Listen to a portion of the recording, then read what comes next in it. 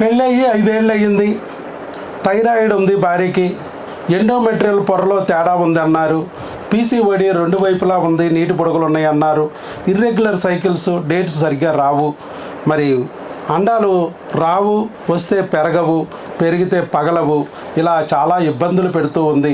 పెళ్ళైపోయి 5 years అయిపోయింది, pregnancy అయితే రావటం లేదు అని చెప్పి మీరు బాధపడుతూ మన దగ్గరికి వచ్చారండి.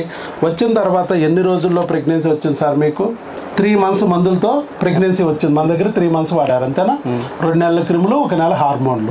3 monthsలో ప్రెగ్నెన్సీ వచ్చింది న్యాచురల్గా.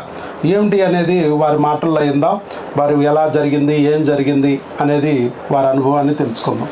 అది మా వైఫ్ చూసారు సార్ ఈ వీడియోస్. యాక్చువల్లీ తను చూసిన తర్వాత రావడం జరిగింది.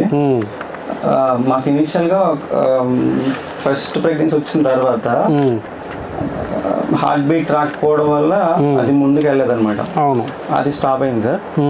లైటర్ అండ్ మళ్ళీ last year 6 months pregnancy. That time అప్పుడు ఉమ్మనీరు షార్టేజ్ అని చెప్పేసి అప్పుడు కూడా ముందుకెళ్ళి అప్పుడు స్టాప్ అయింది సార్. యాక్చువల్లీ అప్పుడు మేము వద్దాం అనుకున్నాం, కన్ఫర్మ్ అవ్వడం వల్ల రాలేకపోయాం యాక్చువల్లీ ఇక్కడికి మేము. అలా మిస్ అయింది. మరి తర్వాత కూడా ఇంకా మళ్ళీ ఇక్కడికి వచ్చాం సార్. ఈ ఇయర్ జాన్లో వచ్చాం యాక్చువల్లీ. ఆఫ్టర్ 3 months యూజ్ చేసిన మెడిసిన్స్ కన్ఫర్మ్ అయింది సార్. హార్ట్ బీట్లు వచ్చాయి కాదు, రైట్ సార్. హార్ట్ బీట్లు రావట్లేదని బాధపడ్డారు. హార్ట్ బీట్లు వచ్చినా మొమ్మనీరు సరిగా రావట్లేదని అదో బాధపడ్డారు. రావటం పోవటం జరుగుతుంది.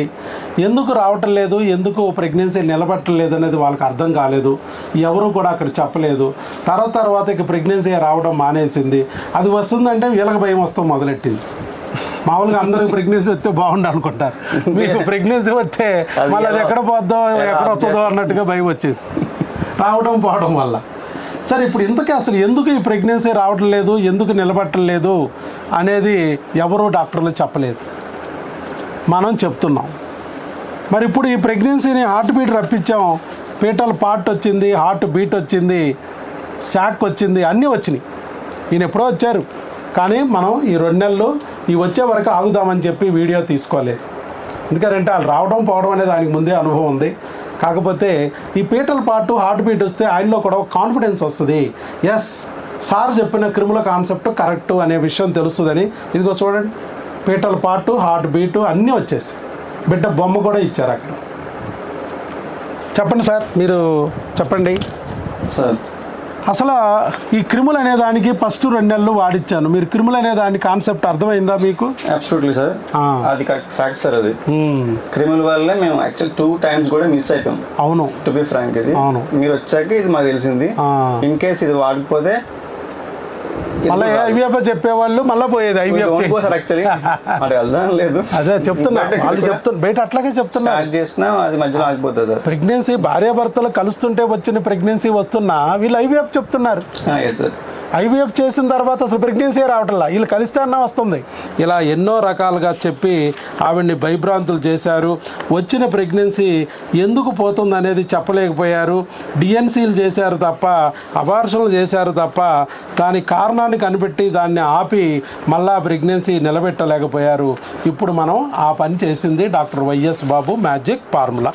ఇదిగో సార్, ఒక బుక్ ఇస్తాను, గర్భిణీశ్రీ ఆహారము ఆరోగ్యం అనే బుక్. ఈ బుక్ని మీరు ఫాలో అవ్వండి. అలా 5 నెలలు మన దగ్గర వాడుకోండి. ఇప్పుడు 3 months అయిపోయింది, 4th 5th month ఇప్పుడు ఇచ్చాను. అవకరాలు కూడా రాకోకుండా అవి కూడా వాడుకోండి. 5 నెలల తర్వాత అక్కడే వాడుకుని అక్కడే డెలివరీ అవుతారు.